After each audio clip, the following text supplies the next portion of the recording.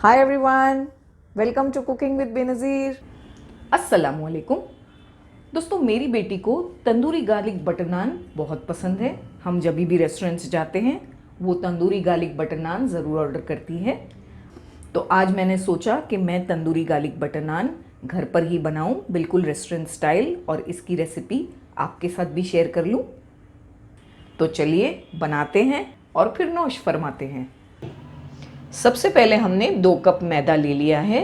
इसे हमने अच्छी तरह से छान लिया है।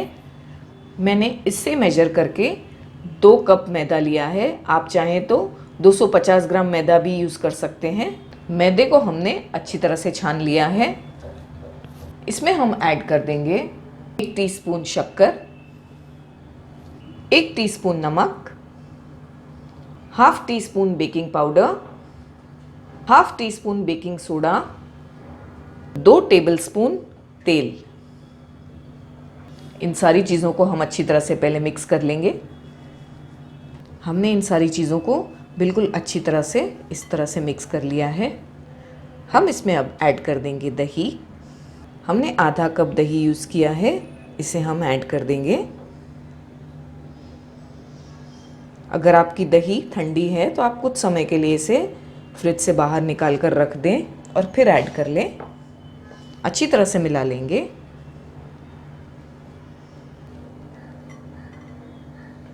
हम इसमें थोड़ा थोड़ा करके पानी ऐड करके इसे गूंद लेंगे।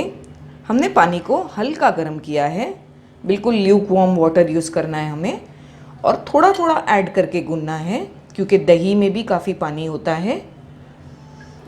हमने 1 कप पानी लिया था, उसमें से हमने आधा कप यूज़ किया है। आधा कप हमें नहीं चाहिए। हमें आटा इस तरह से सॉफ्ट गूंदना है, इसे हार्ड नहीं गूंदना है। एक बार तमाम चीज़ें इस तरह से मिक्स करने के बाद हमें इसे 4 से 5 मिनट तक अच्छी तरह से मसल कर गूंदना है। हमने थोड़ा सा ऑयल हाथ पर लगा लिया है और इसे हम अच्छी तरह से गूंद रहे हैं। हमने इसे अच्छी तरह से गूंद लिया है। हम इस पर थोड़ा सा ऑयल लगा लेंगे और इसे हल्के गीले कपड़े से इस तरह से लपेटकर कोई गर्म जगह पर 2 से 3 घंटे के लिए रख देंगे। आप चाहें तो 3 से 4 घंटे के लिए भी रख सकते हैं, लेकिन मिनिमम आपको इसे 2 घंटे के लिए रखना है। 2 घंटे हो चुके हैं। हाथों पर हमने थोड़ा सा ऑयल लगा लिया है।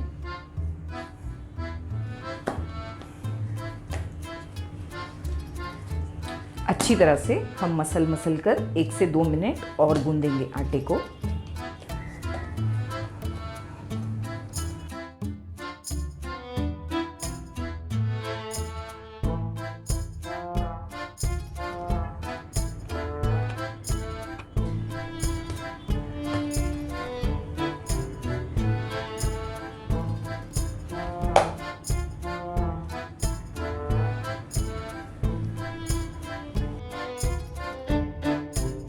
हमने एक बड़ी साइज़ का बॉल ले लिया है। हम जैसे रोटी बनाते हैं उतना पतला नहीं लेना है हमें आटा, हमें थोड़ा ज़्यादा आटा लेना है। ये थोड़ी सी मोटी रोटी होती है।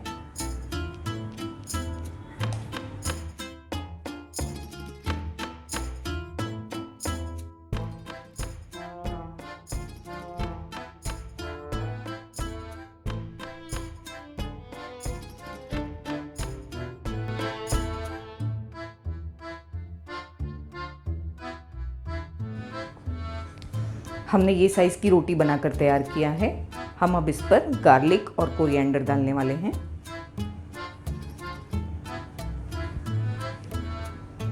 थोड़ा सा गार्लिक हम नीचे स्प्रिंकल कर देंगे। बिल्कुल बारीक हमने लहसुन को कट किया है, बारीक चॉप करें लहसुन को। बिल्कुल बारीक सा हरा धनिया भी चॉप करके डाल देंगे हम। इस रोटी को हम इस पर यूं रख देंगे और हल्के हाथों से प्रेस करेंगे।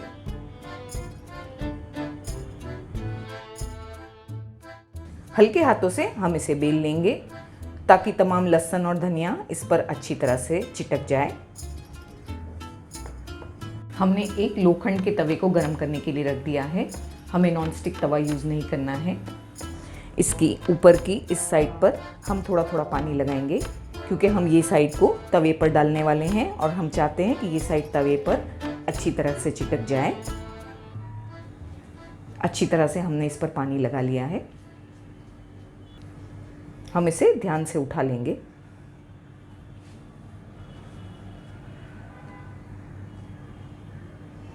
इस साइड को हम तवे पर डालेंगे जिस पर हमने पानी लगाया है। ये पानी वाली साइड हम तवे पर डालेंगे। इस तरह से हम इसे एक फोक से प्रिक भी करेंगे ताकि बहुत ज़्यादा रोटी फूले नहीं। लो फ्लेम पर 1 से 2 मिनट बाद हम पूरे तवे को फ्लिप करेंगे हैंडल पकड़ के इस तरह से। फ्लेम को हमें मीडियम रखना है और इस तरह घुमा घुमा कर सेकना है ताकि सब तरफ से अच्छी तरह से रोटी पक जाए। फ्लेम को ज़्यादा हाई नहीं करना है, जो गार्लिक और धनिया है वो जल भी सकता है। आप देख सकते हैं किस तरह हमारी रोटी पक रही है धीरे धीरे। इस तरह से हम इसे घुमा घुमा कर पकाएंगे।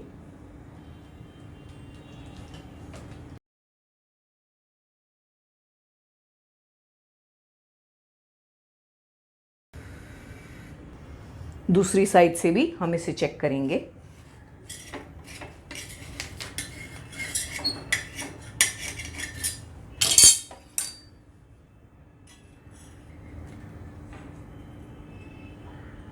बहुत अच्छी रोटी सिककर तैयार हो गई है। हमारा तंदूरी बटर नान बिल्कुल तैयार है। हम ये गर्मा गर्म नान पर बटर लगाकर इसे परोसेंगे।